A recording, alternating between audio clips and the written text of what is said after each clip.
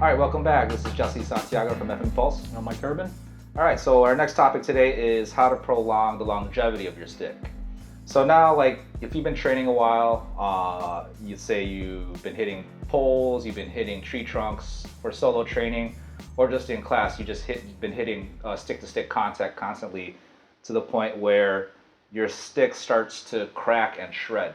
So you'll notice that your sticks will start to crack and shred, and it starts to fray. So since rattan is considered a vine, it won't break, but it'll slowly start to splinter. So you could spend more money and buy more sticks, or if you're on a budget, you can just find yourself and buy electric tape. But what I usually like to do is once my stick starts to crack and shred, I like to tape them up. So wherever the crack starts to appear, I usually go 1 inch below where it starts, and then wrap it 3 times at one end before the crack, and then I slowly go down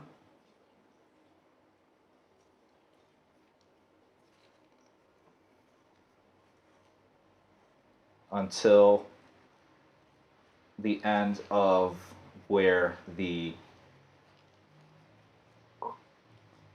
crack ends. So usually once that's done, then I go 3 times and then backwards down. 1, 2, 3, 4, 5, 6, 7, 8, 10. So with that, after I'm done, I can get a few more practices after this with the stick, but after a while, things will end up like this. So I don't like using duct tape because depending on the quality of that duct tape, the adhesive will tend to seep out of the tape, and then that results in a sticky handle. Yeah. Also, when it comes to taping up your sticks, generally it's just the skin that becomes loose or starts to get shredded, but the core is still intact, so you could still train with this.